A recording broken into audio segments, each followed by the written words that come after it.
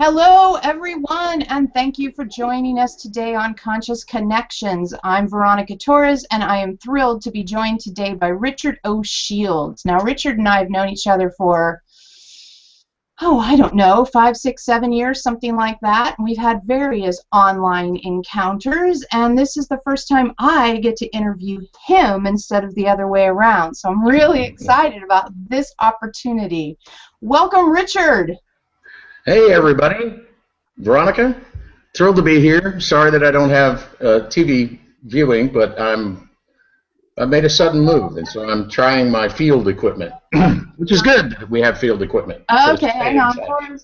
I'm still getting used to this. Let me just hang on one second. Okay, all better. Sorry about that, Richard. I had the live page. I forgot to mute. Oh yes, the live page is slightly delayed. Mute live page. I'm writing on my notes right now.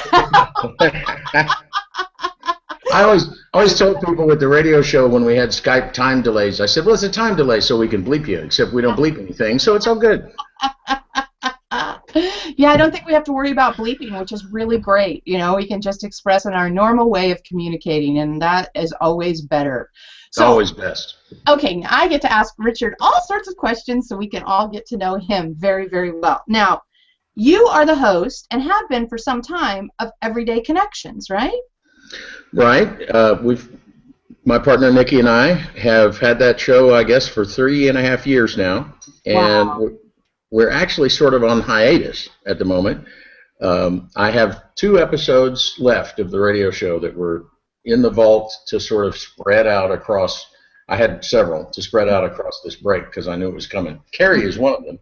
Yay, good. And save that as a special treat for people and spread out the Eloheim talk about the cards. But because we're shifting to video, but then we had this magical thing happen where a documentary that Niki started over 5 years ago and sunk her grandmother's life savings into, and it got away from her. She signed it over to the director and said, please just finish the film.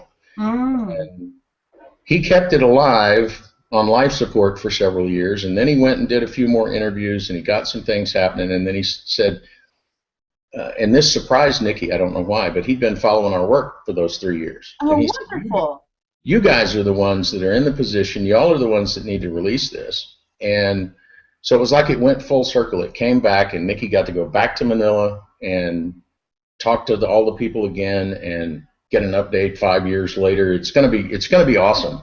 Probably we're hoping for March. Does it have a title? Working title is Beyond Strength. It was originally called Project Strength. She was impressed by the strength of the people in the Philippines, and it's basically a film about what do you do if the government's not helping, nobody's helping, and there's issues, and you see them, and you wish it wasn't that way. What do you do? And in part because they dealt with lots of corruption for a long time in the Philippines, they never really turned to the government, so they just started their own initiatives and started fixing their own problems that they spotted.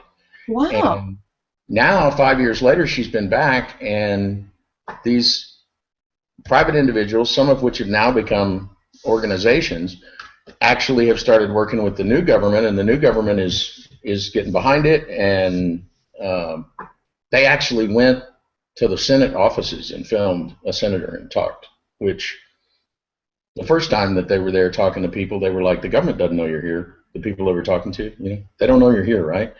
And this time around, the government is involved because the people started and led instead of waiting for the government to lead. Okay, so awesome. Niki, I'm just so excited. So Niki's your co-host for Everyday Connections, and she's off in Manila, or has just been in Manila, kind of finishing up some of the details of this. Some of the filming. Wow. Yeah. And then you'll release it in March through your Everyday Connection outlet, or will it be in other outlets too? It'll be in other outlets too. We've been invited to a film festival in Australia. We're going to be applying to film festivals here. It's going to be a full, theater documentary. Oh, well, you have to apply to the Sonoma Film Festival. How great would it be if you got into that one? Oh, that would be awesome. I'm looking forward to coming to Sonoma soon. Yes, I know. I'm so happy. We finally get to meet in person in January, right? Yeah. In January, yeah, my birthday month. I would be older again. Oh, that's very cool. Yeah, I've just started this new program called Weekends with Elohim, where we rent a house and about 15 of us hang out for a weekend with Elohim. That's why it's called Weekends with Elohim. And I'm so happy that you're going to come, so we finally get to meet in person, and you can do a little bit of your video work, and we can, you know, see how we can do some more work together. All right, so you and Niki you've been on our show, yeah, about 3, 4, 5 times. Yeah. And that's been interesting too, to watch the changes in our show, watch the changes in what you did. When we first had you on, you didn't channel because channeling was much more of a chore then. Then you seem much more comfortable with channeling Elohim than before. It was a bit more of a production, and so they've been with us on the show too now, and now I get to come over here. Yeah, it's fascinating, the progress, the progression of the whole thing. You know, I spend more time with Elohim sort of in this blended state, and so I think that's what's also helping with the channeling and making it easier, and I recover in different ways now. So it's really nice because it gives me more opportunities to do things like the Weekends with Elohim and the annual retreat and all the other channeling and private sessions.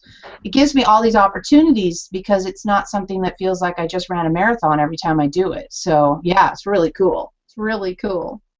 Yeah. So why did you make Everyday Connection? What was your impulse to do that in the very beginning?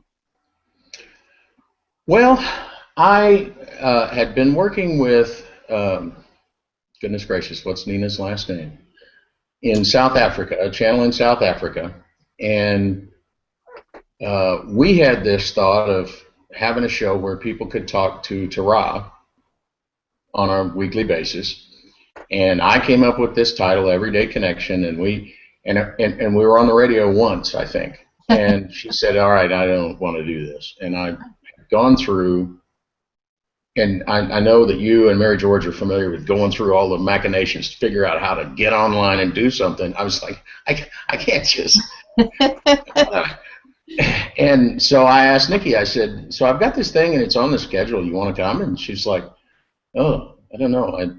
Public speaking makes me crazy. I said, oh, there won't be anybody listening. She loves to tell people that I fooled her into getting on the radio because I told her no one would listen. And we had fun, and we did it again, and then the third time, one of our friends called in, and we wound up interviewing her. And so that's how it became an interview show, really. Then pretty soon, folks were asking to be on the radio. So it was, we stayed busy, and it just grew. We just kind of kept saying yes and went where it went. And now we're doing this change to video because it really is where people are. It's I found it interesting that you had a radio show and then moved it to the Google Hangout format because that's where people are. They want to see what's going on. I think it's better for now. You know, I think it's more current and it's more real for what people are looking for, and it gives a real powerful connection that you don't get with voice only, and it gives opportunities to do other things too. So I'm really happy with the Google Hangout thing. I'm getting used to it now. It takes a bit to sort it out, but I feel better about it now that I've made notes this time. I think I can do it next time without going, click this, what, where? There are a few things. All right, so you have this show, Everyday Connection, and from what I've observed, you interview a lot of...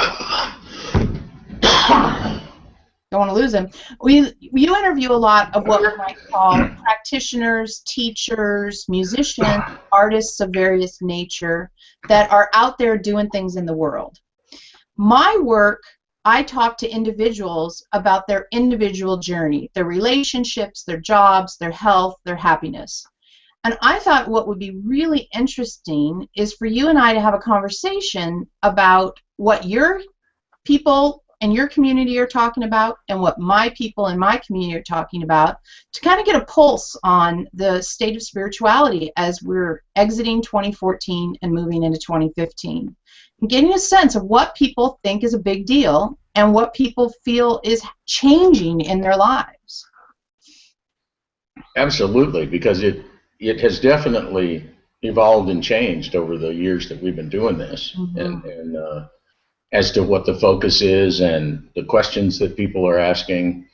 It really is true, and I used the phrase a lot on the radio show, and I got it from you, which was the boyfriend dead relative questions.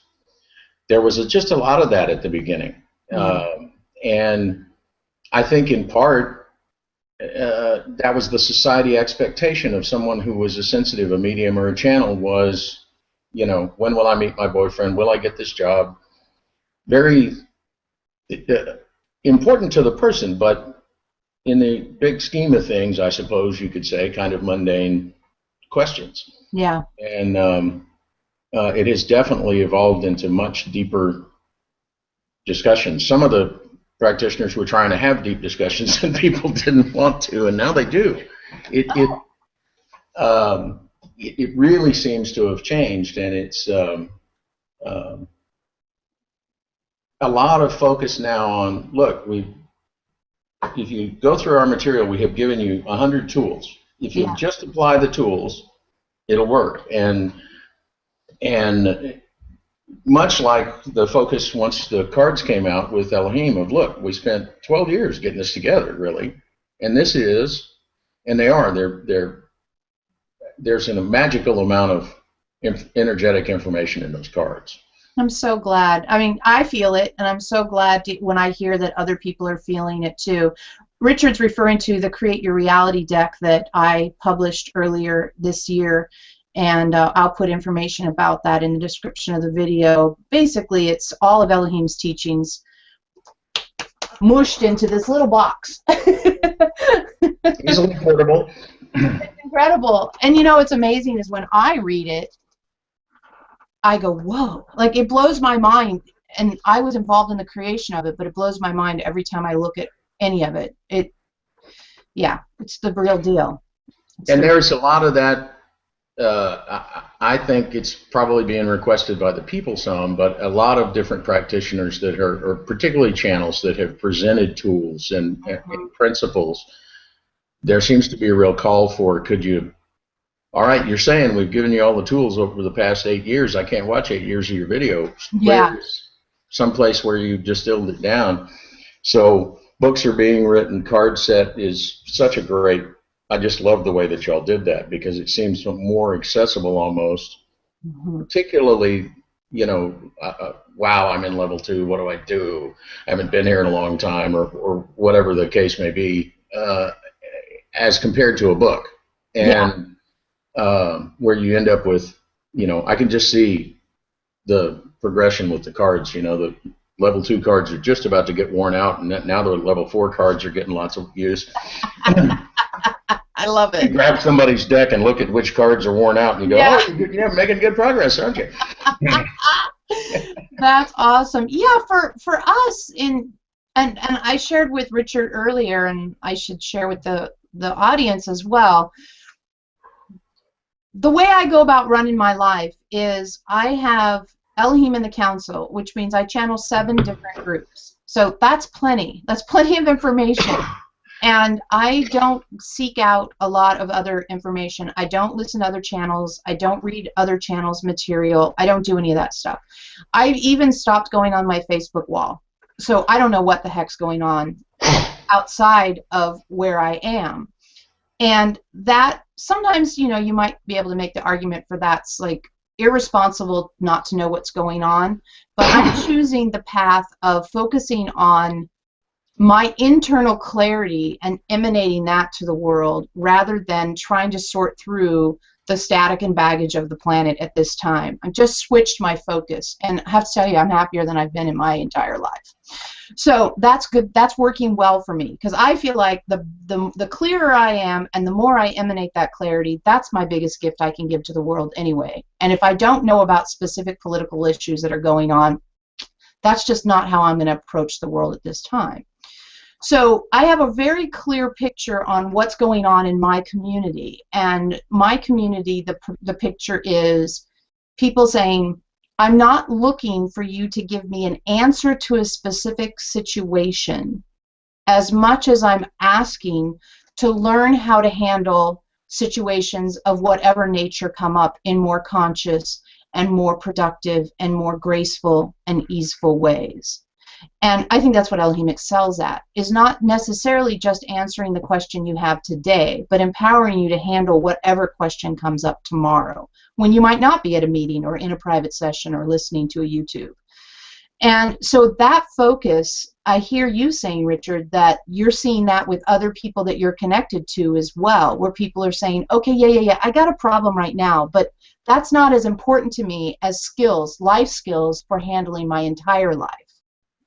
Absolutely, absolutely. It's really moved from, to me, it's a depth thing. It's moved from these surface issues, and believe me, I just had to unexpectedly move. Surface issues can be very loud and occupying when you're in it. Yeah. But I can also say that the way that I handled this, which was, I think, with ease and grace, was based on tools and things that I've picked up from different teachers and from my own inner guidance. And because I think people are moving in the general direction of this blended. You talked about being more blended with Elohim more all the time. And that's really what happened with me, and Nestor is the name that I got. When I channeled, we never had anything to say. Nestor never had much to say. It was just, where's the questions? And then could go for ages, but always kept coming back to this idea of blended beingness, of that it's time to at least soften a dividing line between, off somewhere in the stars there's this wisdom, and own it and bring it home. And so that's what translated into the radio show. And it's interesting because, and we might see what Elohim has to say about chocolate and salt, because that was always my thing when I channeled, and it's always my thing when I hosted the show. It was no different, really, as far as the way it felt to me afterwards, and that sort of thing. And I would listen to playbacks of clips, and I said that? Yeah. It's interesting. One of the things that was absolutely true for me, and I'm observing it being true for others as well, is that feeling the connection to the non-physical, guide, soul, however language feels most comfortable, it's spurred on or facilitated by an inquiry from another. So for me, it looked like the channeling thing never happened until someone started asking questions and helping sort of hold the space for an answer to come forth. And I'm observing that in other people, that when they get asked a question, they find they have information inside them that's deeper and more profound than they know, or that they realized, or that they were aware of. And so that making inquiry of each other to support pulling that out of each other, I think, is really powerful. Finding ways to have those sorts of conversations that don't fall prey to going back into level 2 victimhood talk. Oh, my life is so bad. Instead, it's like, what more can we learn about this, rather than diving into feeling horrible first? Yeah, and I think it's a space. It's a Nestor might have started coming up with stuff after the same question got asked a lot, but it was always about the inquiry. It was about, what do you want to know? What's up with you? And certainly you could use Fred as an example. It's kind of hard to, hey, Fred, what's been up? It's, well, blew up some planets and, watched some comets, and it just doesn't, it's far enough in the difference of experience that it's not exactly that it applies, but the energetics can apply, and I think that there is, you've talked about Fred had to kind of learn how to talk and interface, and that is true, I think, for everybody, and I think that this move towards community, move towards finding other people that are making the choice for consciousness, not to steal anybody's book title, really does, just geometrically, not to go biblical or anything, but it really is that when two or more of you are gathered, it's like you toss the energy back and forth, and it grows and magnifies, and as opposed to just sitting early in my seeking, or whatever you want to call it, my journey, I spent an awful lot of time alone. But you're making inquiries to yourself, and it can be difficult, even for somebody who has channeled and knows what that feels like. It can be difficult when you're just sitting there thinking, figure out where all those different voices come from. Yeah, for sure. So when you're interviewing all these different practitioners and talking to them about all the things they've got going on, are there common themes that are coming through beyond what we've already discussed? Are you feeling like there's a build up to something that's happening? The deepest common threads that I find are how to deal with fear. It in your work would be how to deal with the survival instinct. Yeah. I think that even channels and practitioners that weren't as focused on that to start with have discovered that it's very hard. It can be very hard to apply spiritual knowledge, life knowledge, when your knee-jerk reaction is fear and you jump on the hamster wheel and off you go. Yeah. This move that happened, I had to leave where I was, and I had 8 days, and I feel quite certain that had I was very tempted to just push.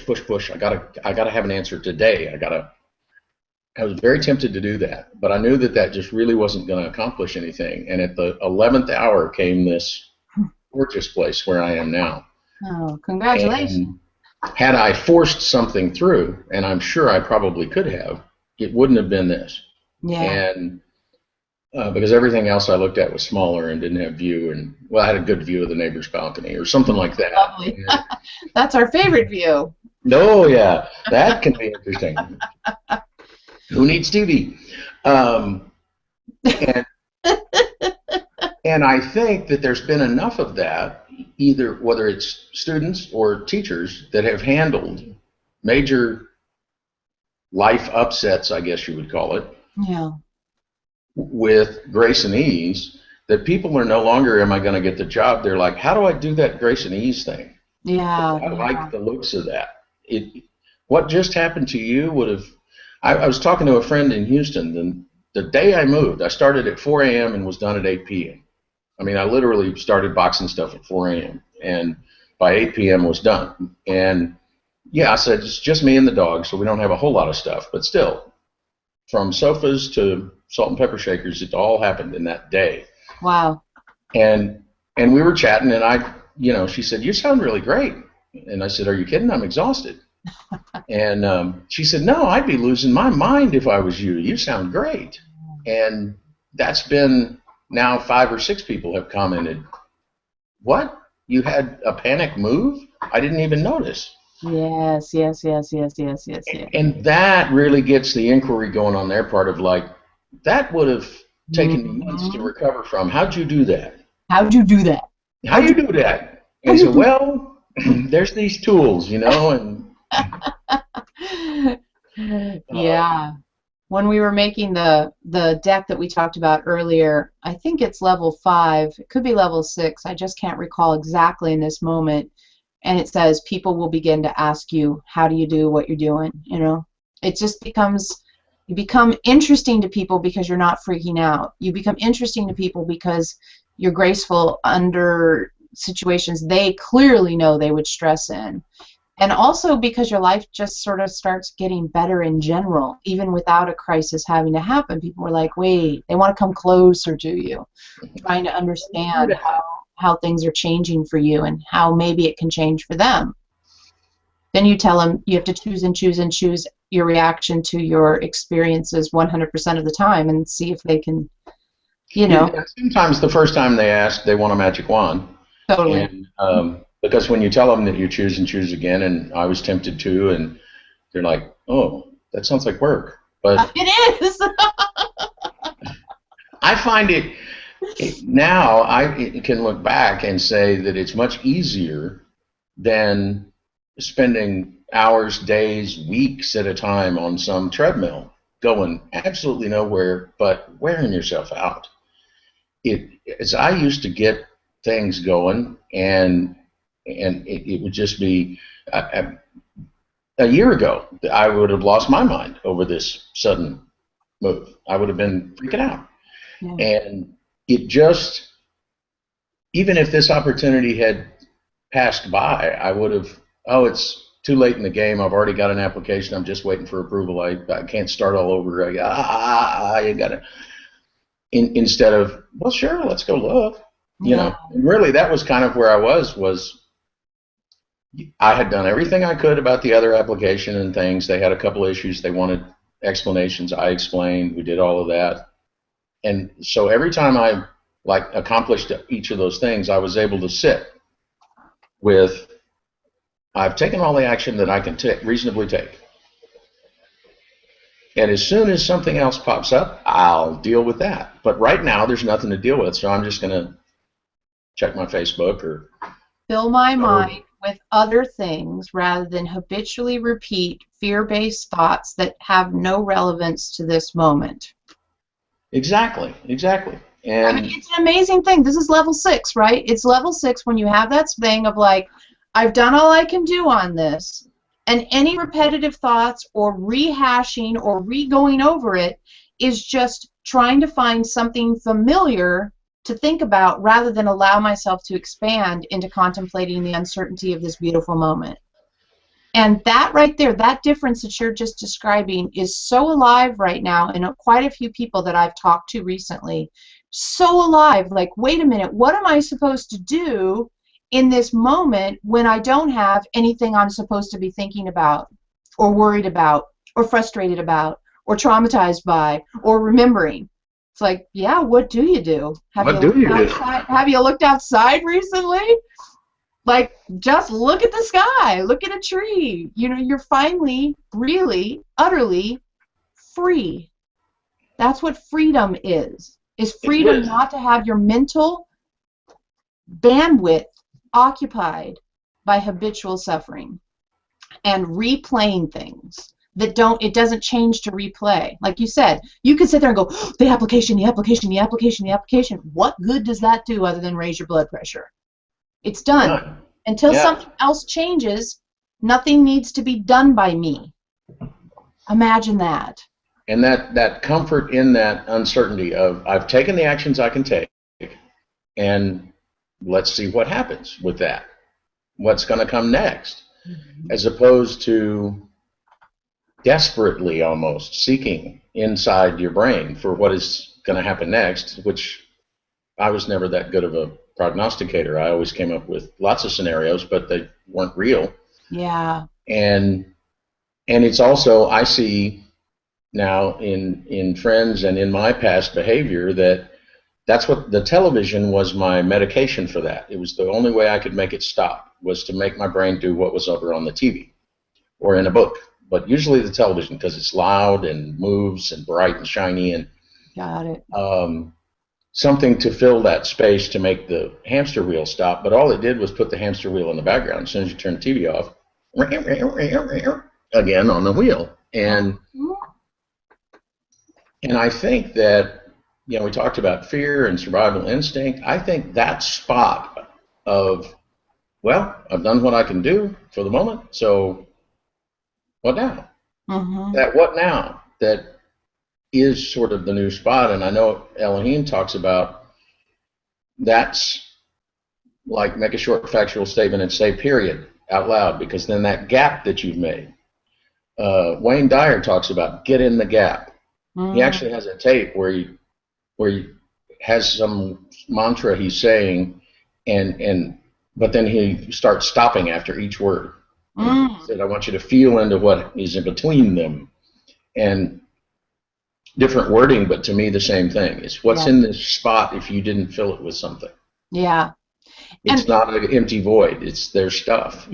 Yeah, and I think what is being discovered, at least my experience is what's being discovered, is it's a huge depth. Eloheim likes to talk about the fractal nature of the moment. There's a huge depth of experience there waiting for us to just stop being satisfied with what the hamster wheel mind will repeat and repeat and repeat. When the hamster wheel mind shuts up, it's not that everything goes exactly silent, like if you're trying to meditate and have no thought, right? At least my experience is not that it's no thought.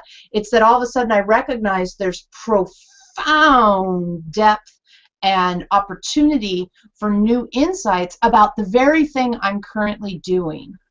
Not, oh God, I just figured out how to solve the problems of the world. It's more like, whoa, I just discovered something new about myself that's always been there but was hidden by this noisy hamster wheel mind, repetitive nature of fear that never generated a solution. Just never generated a solution. And that's been really profound for me, is discovering what that is like to all of a sudden fall into the fractal nature of the moment once that other thing is quiet. The steps I see are quiet the hamster wheel mind, adapt to the fact that you don't have the hamster wheel mind keeping you company after decades of it being there. And that can take a few days, weeks to adjust to, like, wait, it's kind of quiet in here. And then all of a sudden, that quiet seems to just fall into this fractal experience. Yeah, the quiet only lasts just a little at the beginning, almost to be able to notice that there's a space and to question in yourself, even if you don't voice it, what's in here? Yeah. And then I had a lot of those really deeper changes started for me when I was in Costa Rica, because the hamster wheels many of the hamster wheels I had become such friends with over the years. I love it. We're just not there. That wasn't an option. Yeah. And, but I remember sitting on the patio, which was the living room of the little bitty cabin that I wound up renting down there, because everybody's outside. They don't really air condition or do any of that. So that was the living room. And I'd be sitting on the sofa, and it was always just, there's bugs. Look at the bugs. There's bugs everywhere. Oh my gosh, look at the bugs. And because it never gets cold down there, so the bugs just have a field day.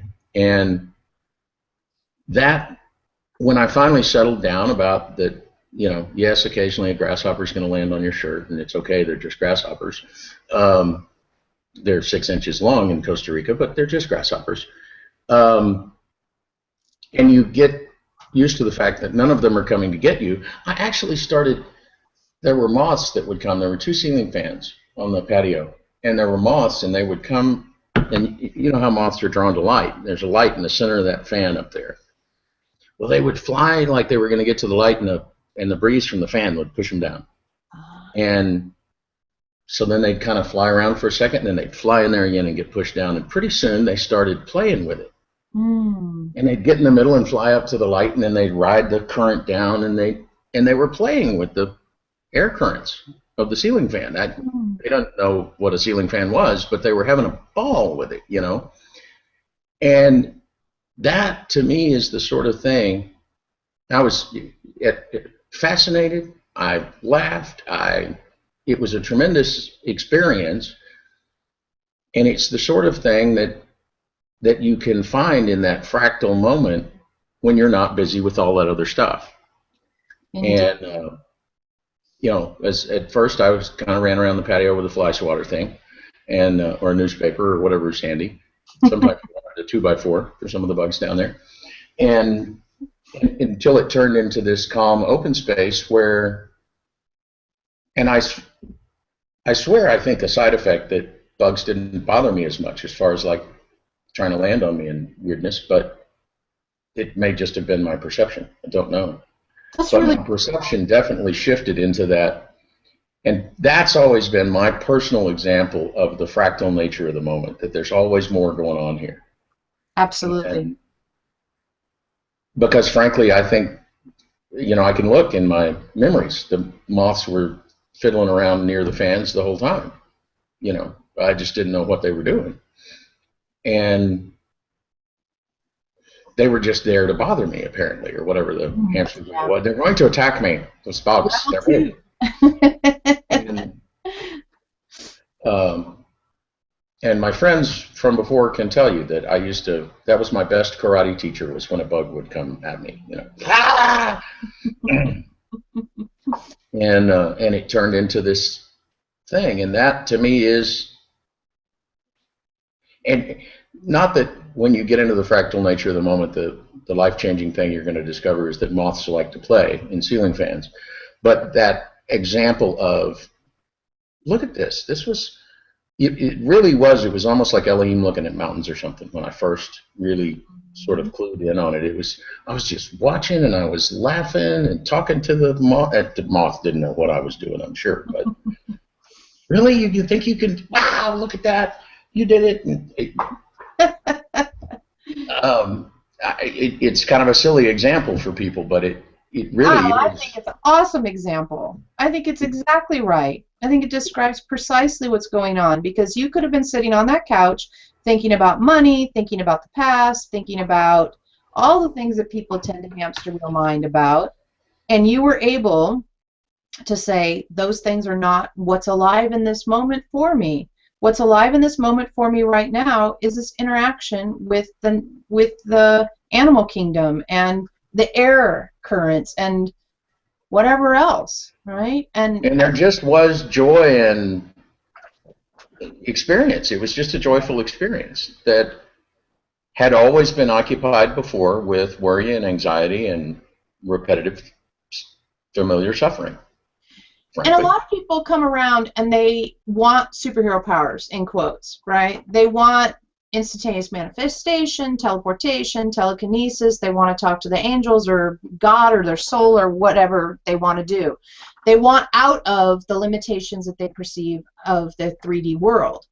And the way they think they're going to get out of that is to get more money or to get a better husband or get a better job or, all this get-a-betters. When what's very fascinating to me, and your story illustrates it beautifully, all of that stuff already is here. Eloheim likes to call it the infinite possibilities. And the thing that's between us and infinite possibilities being infinite options is baggage and static. And your story is a really great example of you got to have connection and inspiration and fun and humor and all kinds of things by simply getting the stuff out of the way of the experience that was waiting there for you to have. It was waiting there. Every time you sat on that couch and those moths were there, you had the opportunity to have that experience, and you had to choose into it by choosing away from the favorite familiar suffering of habitual thought.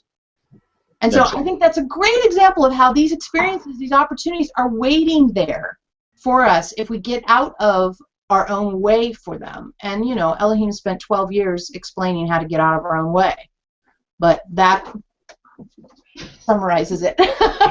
Well, it takes a while, because I can only imagine that from some non-physical standpoint, it's more like, well, just stop that. and as humans, we go, yeah, right, if I could stop that, I wouldn't be here seeing you. Yeah. But you can, and it does. You need some tools. You need some ways to handle stuff, because stuff happens. Life happens. I've had it's almost like, since this rather big shift in me, that I've had one of each of the traumas that I've repetitively done, show back up, as if to say, here, handle this differently. And I do, and then they go away. Let me see what that is. Molly is definitely alerting you to something at the house, something new at the house. I'm Veronica Torres, and today I'm joined by Richard O. Shields, and we're talking about the state of spirituality as we see it, both from me working with individuals, channeling Eloheim to help them get the lives they want, and Richard on his program called Everyday Connections that he co-hosts, talking to practitioners, musicians, artists, and other people doing interesting stuff all over the place. Are you back? Okay, we're still having our station break. This is station break.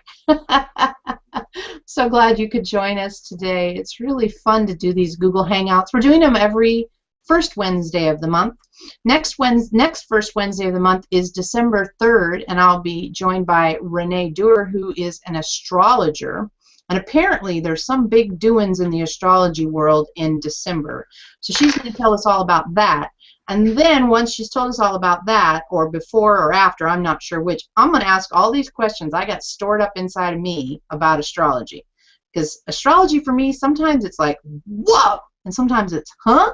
So I'm going to get that all straightened out inside of me next month. That's December 3rd, 11:30 a.m. Pacific, right here on Just Connections. Are you back? I'm here. Okay, so what was the urgent attention matter that Molly was bringing to our attention? Apparently my landlord was at the door. Oh. This is owned by an individual, and they got the wrong number from the real estate agent or whatever, tried to call me. They sent me an email this morning. I saw it right before we went on the air, and I said, I need to call them as soon as we're done. Oh, okay. And so I opened the door and stepped outside and flipped up my microphone to mute it and said, I'm live on the radio. I'd love to talk, but I got to go. Nice one. And so we'll have to have a chat. They look like really nice folks, and they certainly have a beautiful place here. So. Oh, that's great. Well, I took an opportunity to do a little station break, but you know, I didn't give out any of your contact information, so we should do that. But I want to say, folks, if you're listening to this, you should follow Richard on Facebook. He's awesome on Facebook. He comes up with all these great stories, and they're all uplifting and interesting, and not like, oh God, this is gonna just drag you down. And he finds the coolest stuff. I enjoy being your Facebook friend, and I get a lot of information about things I care about that I didn't know about. And I don't recall one where I was like, oh, I wish I hadn't seen that. So, well, I try not to. I occasionally share and cancel, but because I can get fired up still. But yeah. I'm easy to find. You can find me on Facebook. It's Richard O'Shields. But gosh, how do you spell O'Shields? It's just O apostrophe and then Shields, like carry a shield. But everydayconnection.me, and we've just been able to obtain everydayconnection.com, so that will start working shortly. Nice. We have reached the point where we actually have some folks helping us with websites and things so that Niki and I can go and do these interviews and things. And we both have camera set up, so like when I come in January, I'm going to chat with you a little bit. And, but it's one of the things that we're about is that if you make that everyday connection, and we mean to inside you, that everyday connection to your inner wisdom, that's what makes the difference, and that you may have to hang in there for 3 years and keep making the choice, but then it becomes something that you can live. Yeah. And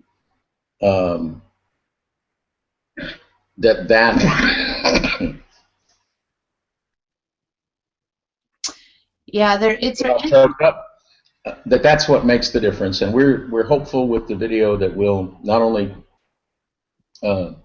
be able to talk to channels and other teachers, but I have plans to talk to. We've done some work with a couple of schools here in Phoenix, and a fellow out in LA that is in the landscaping business. And you say, well, what landscaping? Well, but he had some extra. He had tomato plants and things at his nursery, and they produced. And he thought, oh, okay. So he boxed up all the stuff and took it to the food pantry. And he got to noticing the people at the food pantry and talking to them and talking to the customers of the food pantry. And so now he started a class teaching these people how to grow food even on their own patio, if that's all they've got is a patio, how to grow something. And it's that kind of, well, I saw something that I didn't prefer, and I had a puzzle piece that could help. So I threw it out there. Beautiful. And as opposed to, I have the answer and you must all believe like me, or there's no answer and we're doomed. Those seem to be the two polarity choices that people tend to fall into easily by habit, me included. But that the real thing is not necessarily that I'm gonna, be famous on TV, change the world. I can change the world for these half dozen people over here, and the effects are just impossible to measure. I think about that often when I think about the 10, 12 years that you've been doing this. Mm-hmm. Or is it 13 now? It was 12 in September, that you discover people, and you're like, really? You know about Elohim and me? And where'd you come from? But they do. The ripple effects, I don't think you can ever really fully appreciate from our vantage point, our perspective, the ripples when you take that gift puzzle piece that you have and throw it into the lake of consciousness, that the ripples can be huge. Yeah. And that's what, we just had elections here in the States, and one of the things I was watching, the Maui County wanted to ban GMOs. And of course, the GMO companies spent millions of dollars on a big ad. They outspent the ban the GMO people 100 to 1. Yet the ban GMO still won. Mm. They didn't do a tax. They just presented information and said, look, and it's not like a total, we don't like it. It's when you've got test results and good solid science that show that it's safe for people, animals, and the environment, then you can come. But until then, no. And so it was not a reactionary, no. It was I don't prefer that. I want you to check it out first. Yeah. And that, to me, everybody's like, you can't get money out of politics. Well, they didn't have to get money out of politics. They just told the truth. They didn't attack anybody. They didn't. And I think that is spreading, is as people, just like people now kind of want tools for, I've got this thing going on right now that's really loud, but I want to know want some tools that will apply not just to this, because I know something's going to happen next week.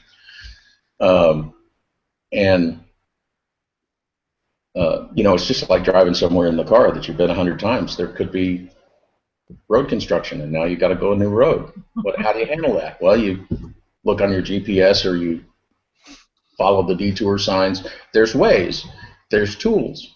And the same is true of navigating your life, quote unquote. It's very, very cool. Yeah, it's really interesting. I'm really happy to hear that from your community of people, you're seeing that same thing reflected, where people are very interested. Sure, this crisis I'm in, I want to solve, but I also want things to change other than just this emergency I'm in. I'm just not calling 911 and asking someone to bandage up this wound. I really want to start living in a way that it's not as likely for me to keep getting cut, right? And right. I think that's really fabulous, because I think that's the only time really when we're going to make big progress, if we stop just treating symptoms and start treating the underlying dynamics that are going on. And last time we had a talk with Elohim, there's this big conversation about the difference between coping and transforming.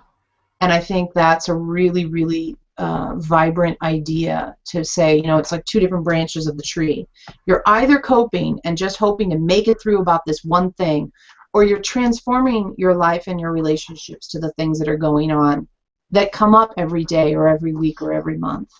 Not just praying you don't have an emergency and keeping your life really small. The way I like to describe it is stay small to stay safe. This idea that if you keep your life really limited, you have less exposure for dangers and disasters and disappointments. But the reality is then you're not really living, Yeah, if you're lost somewhere in the woods and you find a cave and, okay, I can get back in the corner of this cave and I'll be safe from the animals and the bugs and the... Yeah, but it might be helpful if you found some water or found your way out, or, those things might be fun compared to sitting still in the corner of the cave.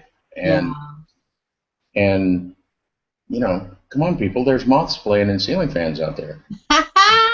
You're great. Well, Richard, I think we should get Eloheim in on the conversation and see what they have to say. What do you say? Absolutely. Let's do that. I'm feeling like they want in. I have a feeling that they could have been occupied for days with moths in Costa Rica. Are you kidding?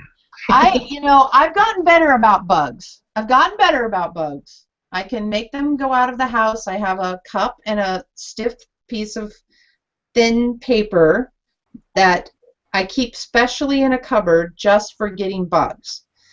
And the other day I felt like I had achieved a milestone because there was a little scorpion in my house, which I don't know if it's the kind that, if it stings me I'm going to die or not. I try not to think about that. But it was like this big and with these claws like a lobster. And it looked dead. So I thought, well, maybe one of the cats had brought it in. But sure enough, as soon as I put the cup over it, it ran around inside the plastic cup that's clear, and it was going click, click, click, click, click, click, click, click, click, click, as its things. And I was like, you know what? I can handle this. And I did my thing, and out it went, and I was really proud of myself because there was a time when if there was a spider in the house, I put the cup on it, and I had to like wait a day or two before I could bear doing the slide the thing under and throw it outside part. So I've come a long way because that one had sound effects. Yeah. The sound effects were, really, if you're evolving and push me to the evolving and growing, shouldn't those things change too?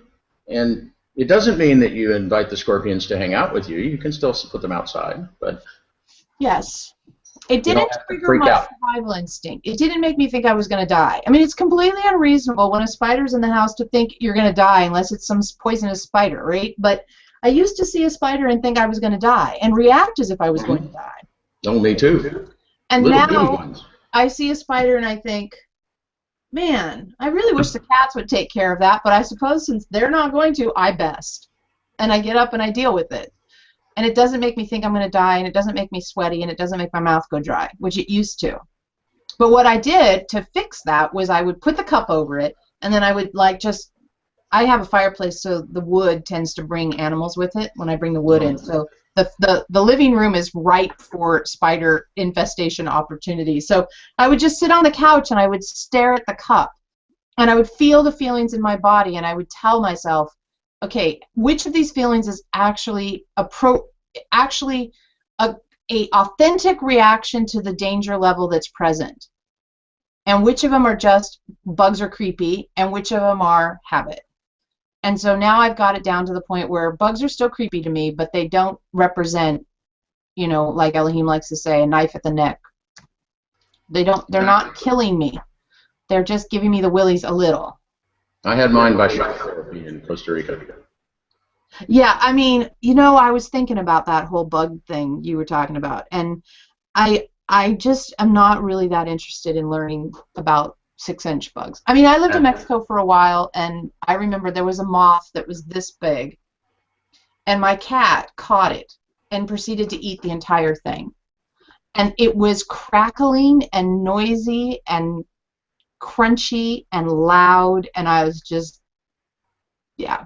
Yeah, apparently Molly doesn't just bark at the door. She likes to eat cicadas. Oh. That was her evening sport, was catching and eating cicadas. Yeah, I think those are popular with dogs. When I got over the fact that she was grossing me out by eating a bug, she's really good. She'd catch them on the wing, jump up and get them. That's impressive. It was kind of fun to watch after you, but they're crunchy like popcorn or something. Let's talk to Eloheim. I need a subject change. All right, you can get them. Palate cleansing subject change away from dogs eating bugs. Well, I just want to say thanks so much for joining me and for your friendship over the years. And again, I'm so thrilled that you're coming in January so that we get to meet in person and we get to do some video work together and see what fun things happen that you can capture. And the whole thing is just about as awesome as it gets. So very, very exciting. Yes. Big appreciation and thanks to you as well for over a decade of service, really. And I know people don't, it's not really service. You're just growing and letting us come along. And and that's pretty awesome. Oh, well. Pretty awesome. You're very, very, very welcome. It's been really a privilege, and I'm honored to watch people over the years and see how profoundly they have shifted. It's really a privilege to experience that, and the community that we've built up around the Elohim teachings is the most amazing group of people. I always say, you know, if you come to an Elohim event, it's pre-screened cool people. Like, they're pre-screened. Don't have to worry. They're only cool people come to our events. And anybody who comes that's a little bit like can't quite figure out what's going on, they don't keep coming. So anybody who comes to one of our big events, they're pre-screened. Like pre-screened cool friend people. Just come along if you're, you know, if you resonate with what we're up to, it's going to be a whole bunch of people that are just like that. Absolutely. And that's fun. Yeah, our last retreat was such a love fest. It was just amazing. You know, it's just everybody loved everybody else, and it was truly profound.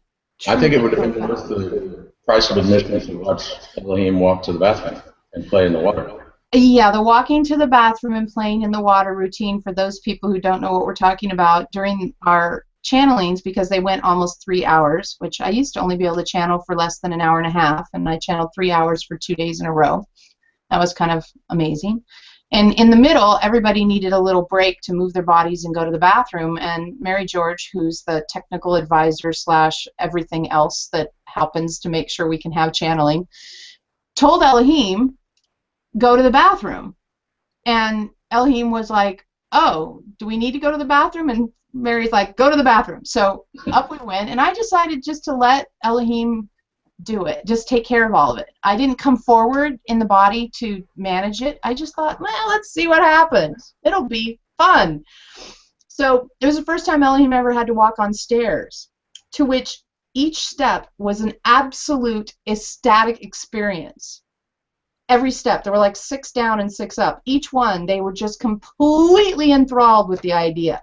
For some reason, although I could still see that there was a change of elevation, they couldn't. So the fact that when they took a step forward, they went down, oh my God, as better than every single kid at Disneyland right now added together.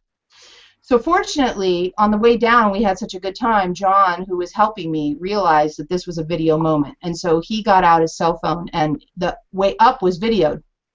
But in the middle, after I used the bathroom, which thankfully all went well, the fountains at the retreat center, not fountains, the hand washing sinks, they got new ones. And the water, instead of coming like down like this, it comes out like this, and it's sort of like this waterfall thing. It's like gorgeous. those fucking things, yeah. Oh, so beautiful. I took a picture the other day. I'm going to post it so everyone can see the full experience.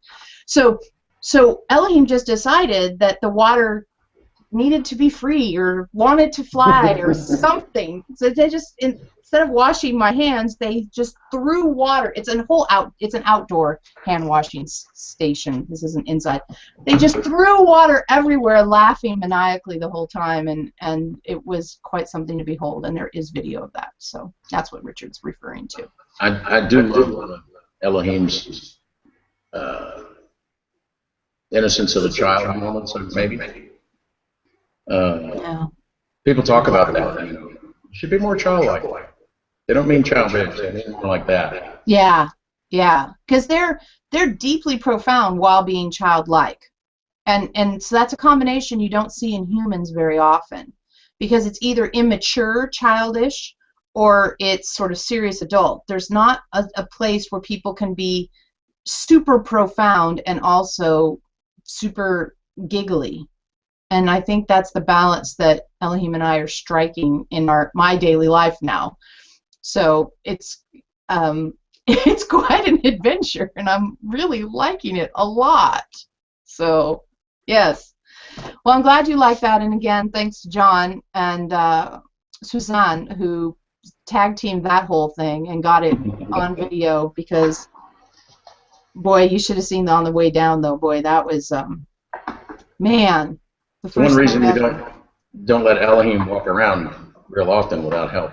Yeah, we're real careful about the somebody has to be there thing. And it's real funny because even after I channel, sometimes body things will go wrong. So at one point, I could only walk to the left. And so when I was getting help, the person was like, wow, you really only want to walk to the left. They had to like pull on me like a horse to get me to go right because the left was the pool. And another time I could only walk sideways. So like I turned to set something down and then my body would only walk, you know, like this way instead of forward, which was really hard because I was trying to turn a corner. And so thankfully someone ran over and grabbed me because that probably wasn't going to turn out very well for my clothes. My clothes were not going to like what happened when I tried to turn the corner uphill, you know, like sideways. Yeah, so weird stuff like that can still happen. But I'm so pleased to announce that I felt better the next day. The 2013 retreat took a month to recover from. The 2014 retreat took a day. And so, hallelujah. Absolutely. I'm so happy about that. Like beyond my ability to describe how happy I am about that.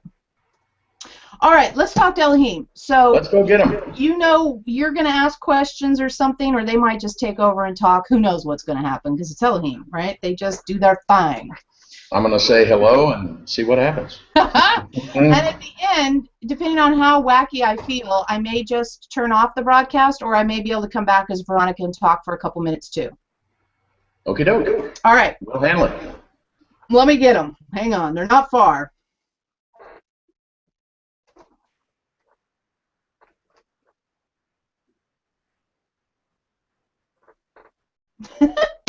Hi. Hi. Good to see you again. I know. Hear you it's again. Fun, right? To be here like this. But we only see your picture because apparently Veronica says your video signal isn't working strong enough or something like that. So we're just... Hi. Looking at a picture. We're looking at your picture and hearing your voice, feeling your energy, and wondering what we're going to talk about next. Wondering, what are they going to talk about now? What could happen now? Anything. Yeah. Well, we were talking about fractal moments, really, along the way in there, and how Veronica and I both have discovered, to some extent, the depth of what's available every moment. Yeah. And it is a bit of a balance because you can get lost in the moment a bit, but that's okay sometimes. Mm-hmm. Well, you've been lost in the moment of habitual thought for decades, and you've managed to make it through. So getting lost in the fractal nature of the moment for a little while, we don't think is a big worry. Yeah, no, because it is. You're right. You're absolutely right. You get lost in one thought for a week, and it's okay if it's moths playing in the ceiling fan. Not so much when it's, I'm going to die. Yeah, for sure. The whole fractal nature of the moment, you know, we've been talking about this for a really long time, and one of the things we talked about at the retreat, which probably would add to this conversation nicely, is the idea that your body is in the middle of two incredibly expansive states of being, which are easily imagined by picturing the universe with its planets and comets and moons and stars, and the microscopic isn't the right word, the molecular level with its electrons and protons and neutrons that are all swirling about each other. The planets are all swirling about each other. The electrons and neutrons and all that's all swirling about each other. And your physical body is in the middle. So it is a fractal moment. And why we came up with that picture is because Veronica was like, you know, you talk about this fractal moment, but I don't know how the physical body fits in. And we're like, okay, if you look at a fractal image, and there's tons and tons of them on YouTube, at any moment, if you stop, it looks kind of like there's a solid thing there. But if you zoom into it, you see there's more. And if you zoom out, there's more. So if you imagine your body just being that stopped place, and the zooming in and the zooming out being the heavenly bodies and the subatomic particles, you start to see how you fit into the whole realm of things and the connection that you have to all that is. You are part of all that is, even if you're in what you might want to say is a limited physical form. You're in a physical form that represents an opportunity to experience the all that is in a way that you can't when you're not in physical form. And that we have, in a sense, the zoom control, that you can go deeper in with the microscope and you can go expansively out with the telescope, and you can choose which you want to do, or just be driving the car or walking the stairs. Exactly, and that's a really good way to say it, because what you have is this opportunity to choose in what we call it the levels, and the thing that you guys were talking about earlier, the levels of creating deck that we made. We call it the levels or the zoom control. That you're actually, your free will gives you the choice, the opportunity to choose at which point you're going to experience the world. So let's just imagine that you're walking out in your yard in the evening, in the nighttime. You can look up and experience the fact that there's heavenly bodies observable. And you can also imagine the subatomic particles at any moment. They're always there, right? It's always there to be observed. Always available. Always available. And the choice you make about your attention is the choice you make. So if we take that out of that huge scale and put it into a smaller scale, you're choosing whether or not to go back to that hamster wheel thinking that you were discussing earlier, or to open up to what is true now, what's actually happening in this moment, what's a non-habitual thought here, right? And all the other things that we've taught you guys over the years. So just like the sun and the moon and the stars and the electrons and protons and neutrons are always present in every moment, so is the opportunity to choose a different non-habitual experience as your reaction to anything. It's all present there, here, now, for you. And I find there's always fascination available. Mm-hmm. And people will say, that static goes away. Yeah. People say, I don't see it. It's not here. The job's not here. The money's not here. The boy's not here. The girl's not here. Whatever. It's not here. It's not here. It's not here. It's like, whoa, wait a minute. The more you say it's not here, the more you're focusing on not seeing what is here. What is here? So if you feel yourself getting into a state where you're like feeling limited about what is here, what's not here, you know, you're like, it's not, it's not, it's not. We've said many times, go out, count the blades of grass in the lawn, count the leaves on the tree, to recognize there's abundance around you. And that's not just an exercise in distracting you from habitual thinking. It's actually creating space in you to recognize there are more things here than I previously was seeing, noticing. Just like the heavenly bodies and the subatomic particles are always there, where are you putting your focus? What are you choosing to focus on? Yeah, the story of Moth playing on the ceiling fan with me in Costa Rica, this kind of, to hear Veronica say, that's a great example of fractal, because that's how it felt to me. Was I was always so busy with there's bugs and they're going to land on me and they're I'm going to die. And it's really easy to do in Costa Rica because the spiders are the biggest dinner plates. But once I was able to quiet that, there was just not just fascination, but fun, and it's ecstatic moments of look, you're playing in that ceiling fan, aren't you? And the moths were always coming and buzzing around, so they were always playing in the ceiling fans or playing in something, but it was a staticky, noisy mess. And when the staticky, noisy can be quieted down, then there's suddenly this, oh look, they're playing in the ceiling fan, and these guys are all over here because I spilled this stuff, and it sounds a little, well, yeah, moths playing in the ceiling fan, who cares? I found it exciting and fun, and it was also, after I had noticed it, it was a way that if I did start hamster wheeling, I could just turn and go play in the fan with the moths for a minute, and then bing, I'm right back here. Yeah, Veronica's describing that as the thing to pivot to. When the obsessive thinking, the hamster wheel thinking wants to reassert itself, having a pre-planned pivot is actually a very powerful, we're trying to think of another P word, plan. We already used plan. Anyway, pre-planned pivot, that's what we call that, the 3 Ps, the pre-planned pivot. So it's like, look, I found something that works. The moths in the ceiling fan, that works for me, and it's fun and fascinating, and it changes the neural pathways that I'm using in my brain, and it frees me from habitual thought. Perfect. Now, whenever I find myself getting habituated, I'm going to go looking for those moths instead of falling for the trap of, if I just think this thought one more time, it probably will work this time. Because as we've said to you before, if thinking could have solved it, it would have solved it long ago, because you sure have thought about it enough. Boy, that's the truth. You talk about big brains being attracted to your work, and as someone who you and Veronica both described as a big brain, big thinker person, it's amazing to me the volume of the thinking that was just basically useless, repetitive, habitual. Yeah. I can almost imagine you get somebody brand new coming to the meetings or something that from your perspective it must look like, wow, you're really busy doing nothing. Wow, how busy can you be?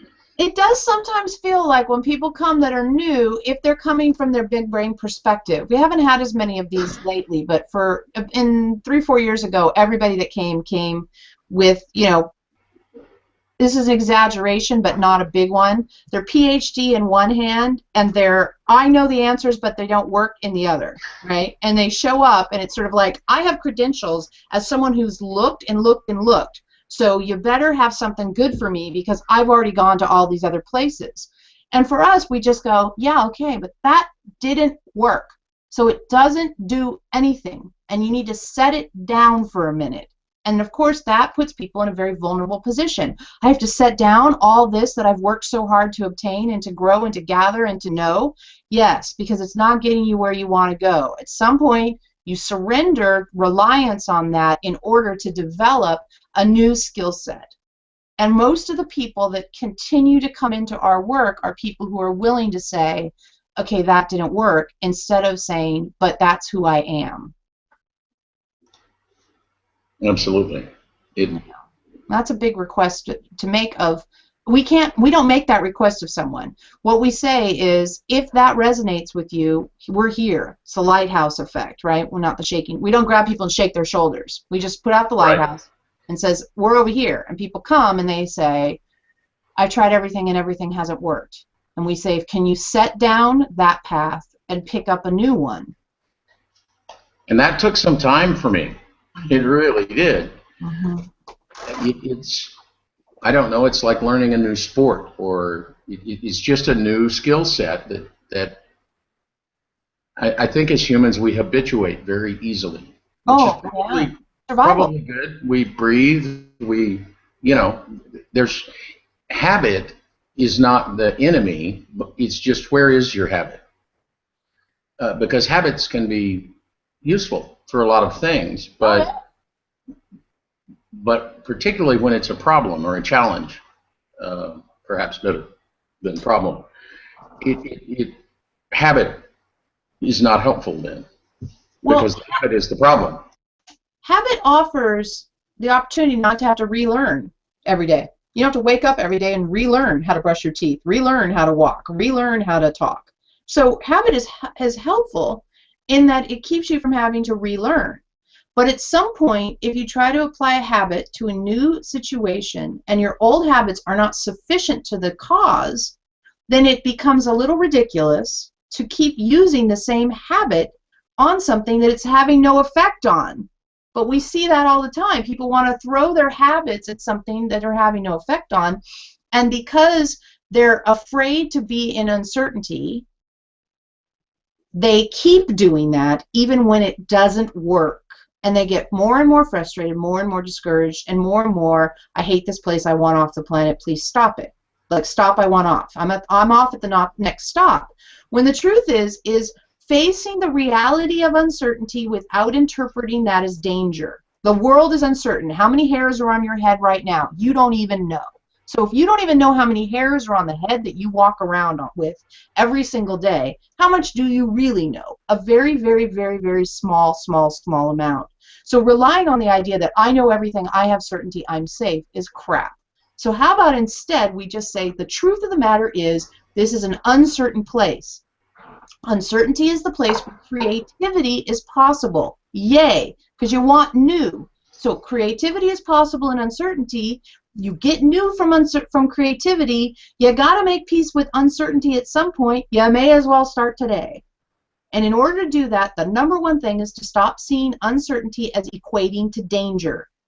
Uncertainty does not equate to danger. However, the survival instinct, who wants you to stay small to stay safe, will tell you every time, don't try something new, it is dangerous. And that moment you have to say, I must try something new because I've run out of what this old can offer me, and I refuse to settle for only that.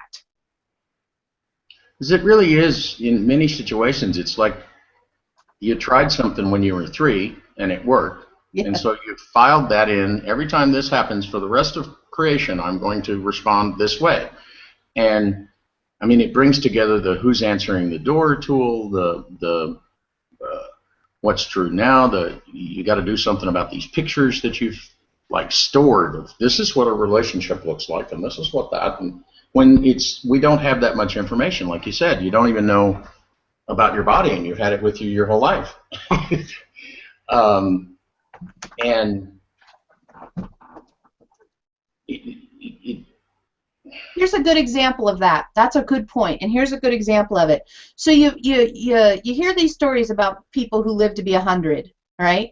And they'll talk about what they've lived through, right? Lived through getting streets electrified, lived through getting black and white TV, then getting color TV, and then getting an automobile, and then getting a space shuttle, or going to the moon and getting a space shuttle, and the internet, and now everything you ever need is in your little phone that you carry around with you, right?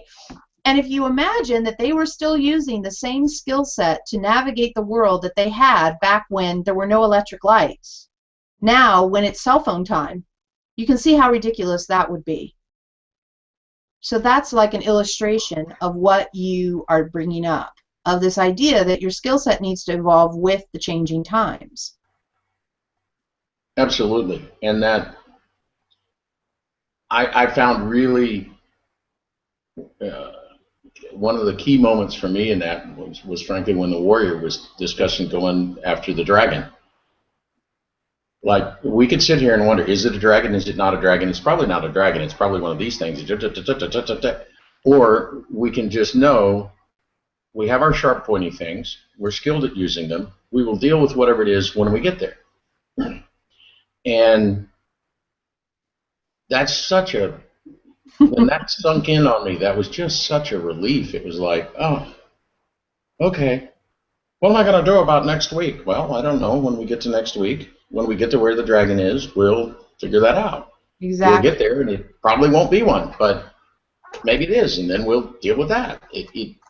And that's trusting yourself, that you have tools and skills and the ability to address a situation that's new to you, rather than feeling like I can't try anything new because it'll be new and I won't know what to do, or doing the thing that Veronica used to do when she was a kid, which is think of all the things that might go wrong and try to figure out what you would do just in case those things happen. Don't do that. That one's not helpful. Although that's a dialogue of all the ways it could go wrong. That's a survival instinct likes that, I think. Oh, yes. Preparing for disaster, the survival instinct loves that. Like, let's just think of all the horrible things that could happen and prepare for them. And then, of course, you're not ever experiencing anything new. You're just worried. Anyway, so we are supposed to talk about the energy of 2015, apparently. Veronica's nudging us. Nudging us of what... Yeah, what new do we have coming? It's New Year for you guys. Yeah, totally. We go retreat. Things from retreat to retreat. Mm-hmm. And so we kind of have a new energy, new direction, new vista that we're looking at together, and it's exciting. So yes. Yeah. The thing that we are doing is that all along this time, what we've been doing for years now, probably for 5 years, let's say, is we've been deconstructing. So we've taken an issue that the humans are facing and we've pulled that issue kind of aside and said, let's look at it a new way. So we did authority figures, and we did survival instinct, and we did uncertainty, and there's lots of them that we've done. Basically, we summarize this as the various baggage and static that people carry around. The baggage they bring to the moment and the static they generate in the moment. We've divided them all up and looked at all of them individually for a long time now, and created a lot of healing in the community around each of those individual issues, and also empowered people to not only be able to solve those problems, but solve other problems of a similar energetic. That's what we've been doing. And the cards definitely are sort of the result of a huge amount of that work. Now what we're doing in the new year is, and that of course, just to clarify, our new year runs from our annual retreat to our annual retreat, and the annual retreat just happened at the beginning of October. So we're brand new month, brand new year for us. And in this new year, our intention is to start putting things back together, right? Reassembling. So we've done the deconstruction, we've done the improvements, and now we're reassembling. And the thing that's really beautiful is that each little piece has so much surface area and so much of a fractal awareness to each aspect of it that the reassembly process creates a being that is profoundly more expansive, profoundly more capable, profoundly more aware, profoundly more interesting, and having profoundly more fun. And so we're putting things back together and then seeing how those new pieces interact with each other. So like talking about the uncertainty piece with the survival instinct piece and how that goes with the authority figure piece, or dealing with people who are acting like victims piece, right? And seeing how the new awareness of each of those pieces interacts with all the other pieces as we reassemble them. Because our card deck goes from level 1s through level 6, the different levels that we've explored of people being human. And level 7 is all about it's all me. And it's an exploration of how you, as an individual, experience the totality of your earth, of your universe, of your subatomic particles, the whole totality, how you experience the totality. Now, you want to bring your A game to that relationship. And that is done through the reassembly of all the things that have been worked on and matured and evolved and you know, shined up. The dents have been out in the new paint coat. It's definitely an evolution. I occasionally think about the me that first talked to you on the phone, on Skype years ago. Very, very different person, very different existence, really. Than I have today. Just profoundly different. And yes, I have some external differences. I have a much nicer place to live, and I have a beautiful view, and I can look at mountains, and that's fun. You guys know about looking at mountains. But the internal differences are immense. Yeah. Yes, when I go to the bank or whatever, I have to wait in line just like I did before, but it's a totally different experience. It doesn't even hardly bear a resemblance. Yeah. It was just another hamster wheel period, you know, of, oh, now I'm standing in line, so now I'm going to think about standing in line, and who's this person up at the front, and what are they doing there? And that's really how it feels now whenever something like that comes up. It just feels like, oh, wow, stop that. Whoa, whoa. Like somebody turned on really loud, strange music that I don't like or something. Yeah. Because it just doesn't fit. Exactly. And they become very easy then to sort of pick off as the, you know, survival instinct will drag out a hamster wheel you haven't been on for a while, and really quickly, oh, yeah, no, that's not working. It doesn't fit, right? The gears don't mesh anymore. Yeah. And so there's a bit of work to be done for aligning the gears that now will mesh again. There's a bit of work that we'll do as a community about that. And there'll be a lot of exploration of what it brings up to have those new gears mesh. That's the way to say it. Of course, what does that look like? Attend our meetings online or in person, and you'll know, because it's unfolding. We are evolving the human form without question. That's what we're up to. So it's not something you just put into words in a snippy little comment. It's an evolution, unfolding if you prefer. If it was something you could just do in a snippet, y'all would have worked together for a year and been done. Oh yeah, and we give you guys shortcuts whenever we find them. We're first to give a shortcut, and we definitely do. And when there's a shortcut to be given, we're going to give it to you immediately. There are a few things that you can shortcut, and there are a lot of things that are step by step, but none of it is hidden or secret or got to climb a mountain and bring the right clothes with you to get. Right? We're not in that time in your evolution where you have to do sort of these pilgrimage type behaviors to get this sacred information, or whatever you want to call it, that it used to be called in the past. And none of it is the same as telling you, swim to the bottom of the ocean without air tanks or climb the highest mountain without oxygen. It's simply saying, are you willing to be consistent in your application of a step-by-step process? And are you willing to face triggers and not default to habitual behaviors about them? Pretty much that's it. The rest of it is consistency and having a sense of humor about yourself, and catching. Catching, it's 90%. Catching yourself going, oh wait, no, I know that doesn't help. Pull it back. That doesn't help. Absolutely. That thought train, you can catch it when it's just leaving the station, and you can walk alongside of it and or step off very easily. If you let it get really steaming, boy, it can be hard to shut down. Yeah, but we have tools that will really cut through that. So if you find yourself in that thought train that feels like it's really steaming along, the best one to say is, I am tempted to. Just put I'm tempted to in front of anything. So it's like, if you find yourself going, oh, God, this really sucks. I'm tempted to think this sucks. God, I'm so angry. I'm tempted to feel angry.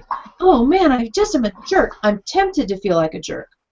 That tool alone stops the train. Train can't stay on the same track when you use I'm tempted to. It can't. Energetically impossible. Oil and water does not happen. It's been a hugely powerful tool for me. Yeah, that one's one of our best. It's a funny one because it's 3 words, but it's one of our best. When I was able to shift into, wow, that just happened.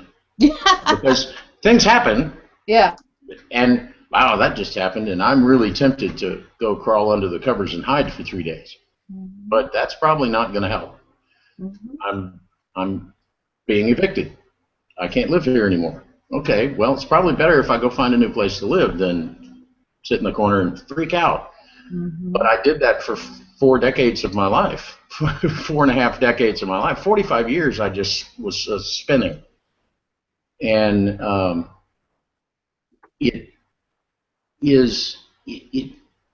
it's an immensely powerful, many of the tools that you guys have been immensely powerful at various steps along the way, but I'm tempted to has stayed with me ever since I heard it.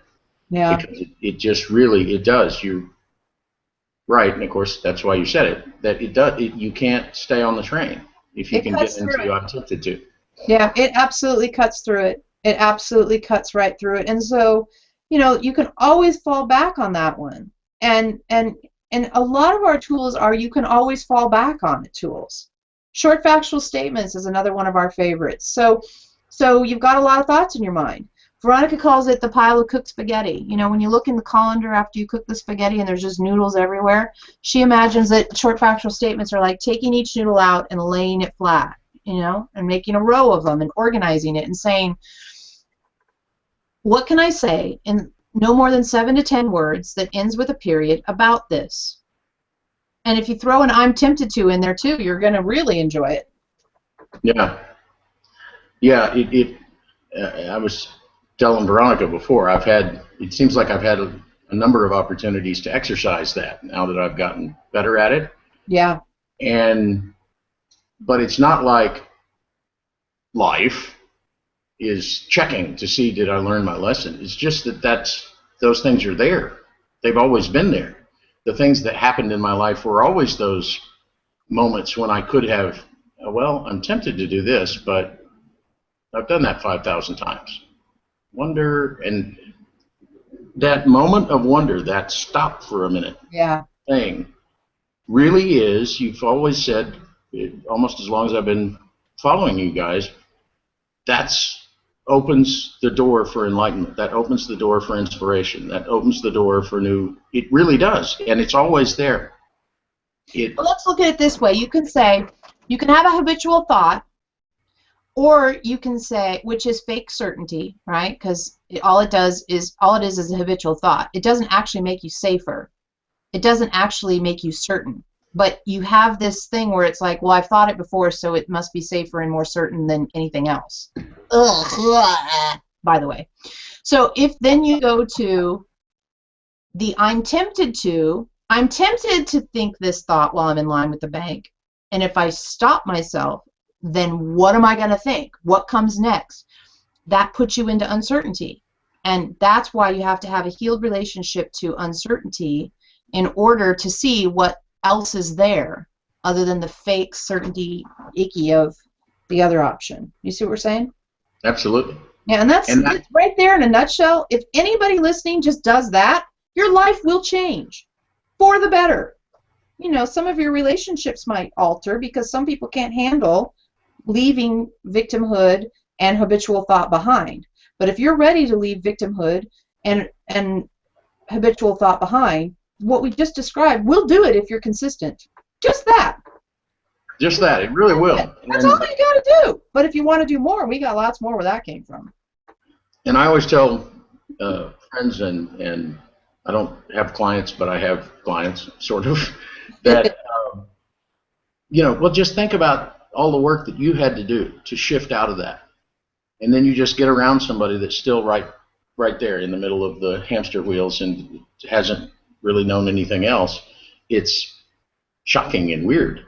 And you can't talk to somebody for an hour and they get it. I didn't. It took a whole lot more than an hour. Yeah. And because to some extent, you got to have the life experience it becomes easier once you've sort of done that. I guess it's like once somebody ran the mile in 6 minutes or whatever it was, then everybody was like, oh yeah, I can do that now. Now it becomes a more real in the idea of what's possible. If you're caught in hamster wheel mind and victimhood mentality and believing that life is out to get you, it's really hard to believe anything other than that.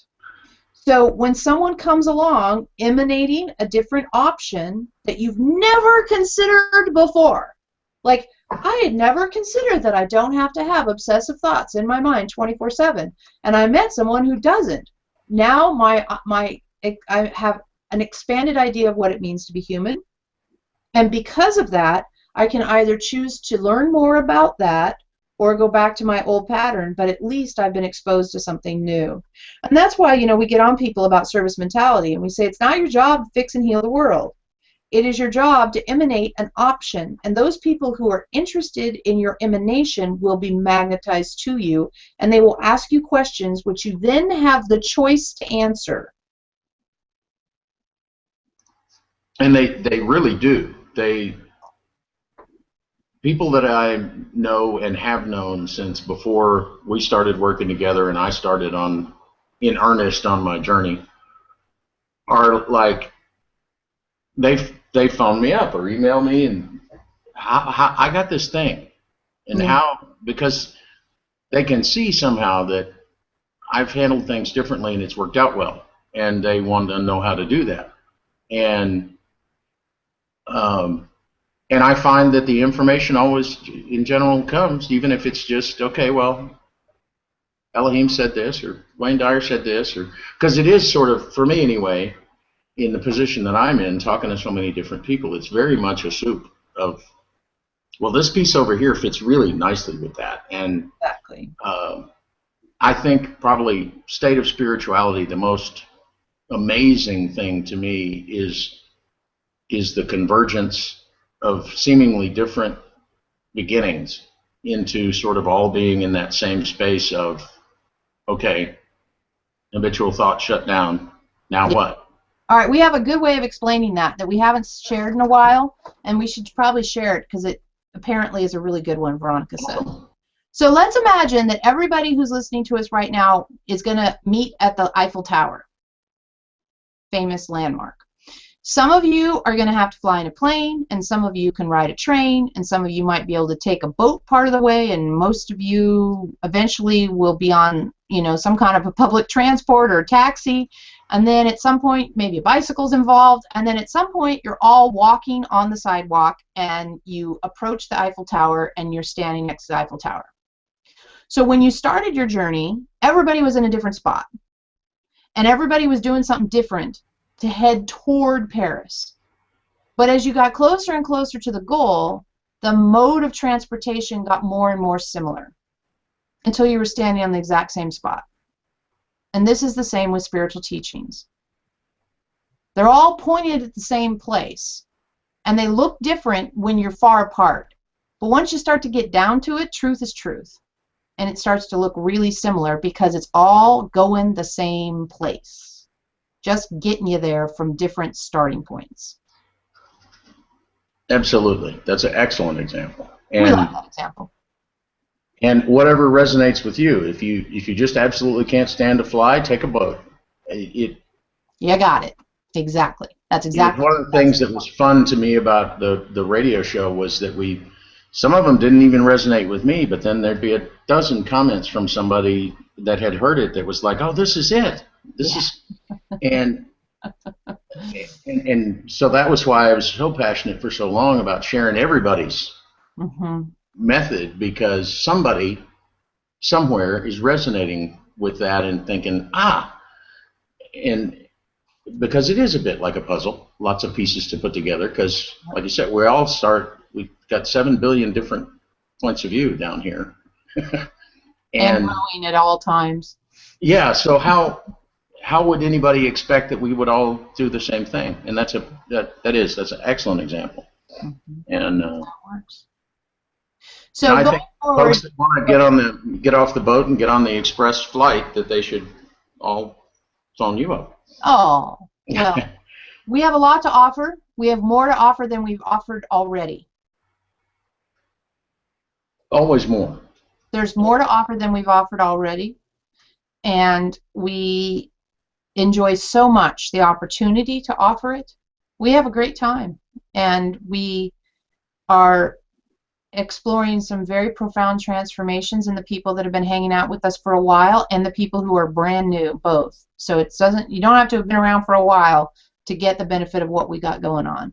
You know, Veronica will probably put it someplace, but we do private sessions. We have meetings 4 times a month. She has these plans that you pay a certain amount each month and you get all the recordings so you can stay up to date even if you can't watch the meetings live. We've got 4 big events planned next year, and there's probably going to be more. So there's lots of surface area to connect with us. Lots of surface area. Lots of surface area, and I would say to people that if you really I enjoy sometimes listening to channels that talk about, galactic this, but I have tremendous appreciation for a practical tool of, hey, I'm tempted to, or who's answering the door. Because I have this life that's kind of practical. There's lots of practical. That's a good way to say it. And it's fun to expansively think about, well, there was this society once in this galaxy, and this is how they handled it. But you guys are very much to me about when the rubber meets the road. Yeah. When the spirit meets the body and the body meets the world, and gosh, what do you do with that? And I find that really, really useful. And I don't mean to. It's why on our show we did a bazillion different avenues. I'm not discounting any other avenue, but for me, the practical tools and the examples. The Eiffel Tower is a great example of that. Really help make it real and bring it down to, here, I can do this. I can work with this and see where it goes. And so, fantastic material. I strongly encourage people to take advantage of it. And yes, Veronica does private sessions. I have a friend that's actually asked. She's having some things going on in her life. Imagine that. And she's like, I could go see a counselor. I've seen counselors for years, and then I've got this other person that they do biblical-based counseling, and I don't know. But I just need to talk to somebody, and she kind of rattled on for a bit, and she said, I don't know, Veronica and Eloheim, and then she rattled on a little bit. And I'm not big on giving people sessions or something because they have to be in that spot. But I think I'm going to see about just giving her a starter nudge, since she has said, she resonates with what she's heard of your work through me. Wonderful. So we'll see where that goes. And so anybody that's resonated with any of this stuff we've talked about today, I just strongly recommend it. I started with your core emotion session.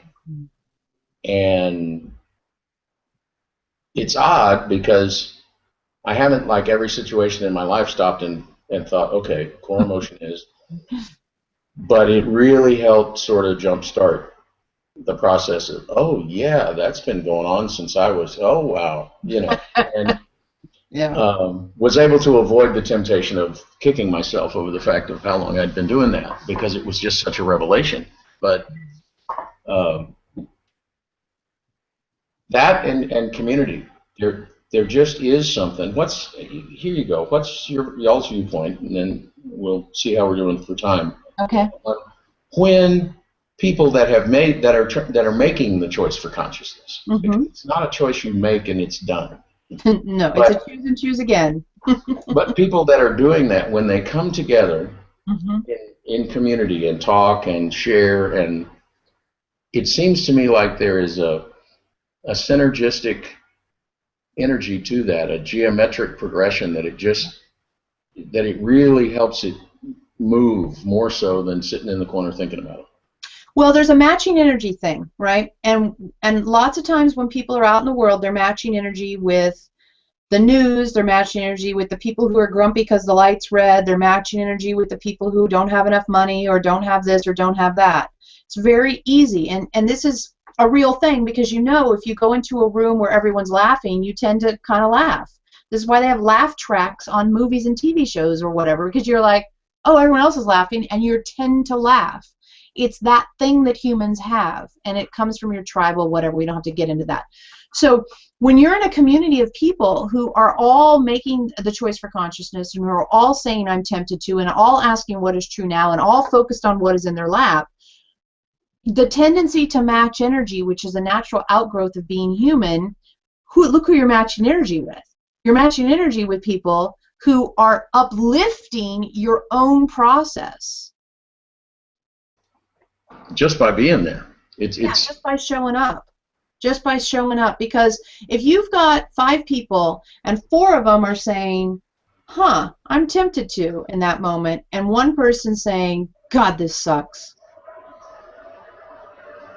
Yeah. People have commented on our radio show that it takes about 5 or 10 minutes, and then my broadcast partner and I are on, quote unquote. Well, it sort of is like she and I and the guest have to sort of talk for a minute or two, and then we sort of all get together on the same page, and off we go. Like when Veronica does private sessions, right? She usually sets aside a few minutes, maybe 10 or 15, sometimes a bit more, just to kind of BS with the person a bit ahead of time. What's the weather like where you are? How long have you lived there? How'd you find out about Elohim? And the whole time what we are doing collectively, the both of us, is finding that energetic reading, let's call it. We're just checking out the energy that's available, seeing how much of the I am willing is present, feeling into the trigger level. Plus, sometimes when people want private sessions, they're a little nervous, so that makes the nervousness go away, which is great, because then we don't have to fight through it. It's much easier for Veronica's body if we don't have to push through nervousness. But people tend to be a little nervous because they're afraid of what they're going to hear. That's normal. You go in to have your car looked at, you go in, you call the plumber, you're a little afraid of what you're going to hear. So that's a normal thing. A little bit of it's going to, this is a cool thing, Veronica's nice, Elohim's cool, we're all cool here, we're just working together. It helps people relax a bit. Then their static and baggage gets a little less loud, and we can actually see into their energy field more. So that's a normal thing. That's a completely normal thing. And anybody who expects you right out of the gate to have complete resonance with someone you've never talked to before, that's wacky, and they can't do it, or they would be. So don't let that bug you. Well, and I find it useful too, because now as I sort of go through life, particularly if I'm somewhere where there's large crowds of people, and I start to feel a certain way that seems odd to me, oh wait, who am I matching energy with? Exactly. And again, I often fall back on tools of yours, like what is true now, or I'm tempted to. Another nice thing you can do in that moment is to match energy with a template. So the template of us communicating right now, hanging out with Veronica, having these great people listening along with us, this energetic template we're in now, you can remember that. Even if you don't know exactly how this works with your intellectual brain, trust us, it works. And you can say, I want to match energy with that time we did the Google Hangout, instead of matching energy with this crowd. I used to do that. It was a tool that I learned in the channeling class that I took. I used to do that when it was time to channel. Is I would sort of almost start off with, what would Elohim say, or what would Abraham say, or what would Bashar say? Yeah. Not because I was trying to make up what I was going to say, but it was an energy matching thing that sort of got me in that spot, and then pretty soon I'm just talking away, and exactly. Wow. Did that come out of my mouth? Yeah, when we first started working with Veronica, oftentimes she'd be reading a spiritual book before, during the day, before we went to the channeling meeting. And we'd get to the channeling meeting and we'd talk about the topic that was in the spiritual book. Of course, being Veronica, she thought we were, cheating. And the whole time we're going, we're just trying to make it easy on you. Like, we're just talking about something you've already thought about a little bit today, and then we'll expand on the idea. We're not just going to regurgitate. We got our own thing to say about it. But it primes the pump. It gets it flowing. You're changing from one state to another, either the before interview to being in the interview, or the before channel to being in the channel, or the at home and the being out in the world. That can take some effort, that transition, energetic attention. And so be kind to yourself in that transition time. We think that's completely reasonable. Absolutely. Give people a takeaway. Don't be mean to yourself. Our only rule. Don't be mean to yourself, and I'm tempted to. Will change your life, and you won't recognize the two. We've got one rule. Contrast. One rule. One. Don't be mean to yourself. If you wouldn't say it to your best friend's 4-year-old child, don't say it to yourself. One rule. Start there. Richard, it has been a pleasure to hang out with you. Thank you. We're glad we're going to get to meet you in person. That'll be fun. It's going to be a very, very interesting weekend with Elohim.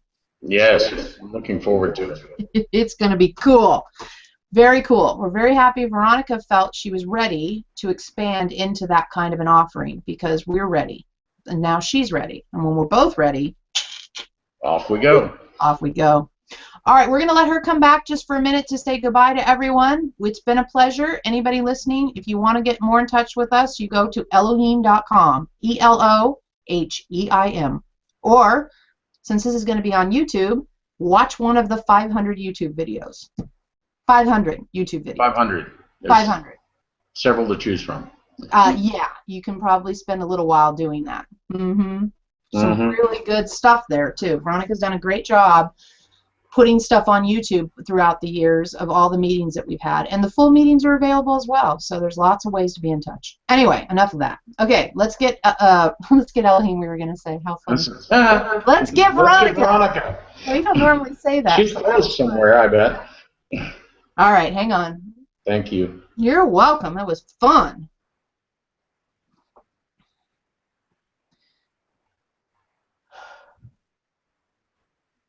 Ooh, hi.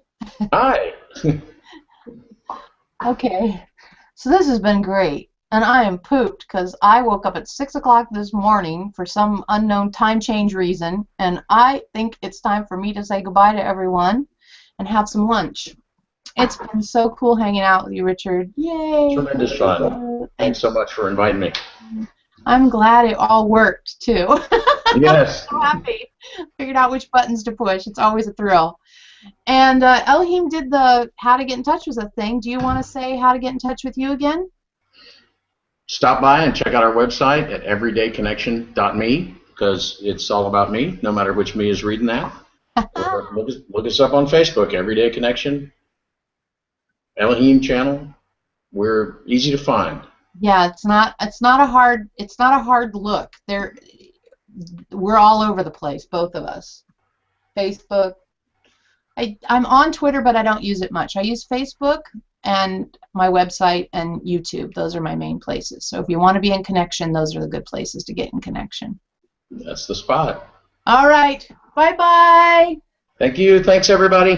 Bye-bye. Thanks, everyone, for joining us. Have a nice, whatever it is now for you. Day, night, middle of the night, first thing in the morning, whatever it is. Enjoy. Have a great now. And have a great now. Hey, that's a good one. All right. Bye-bye.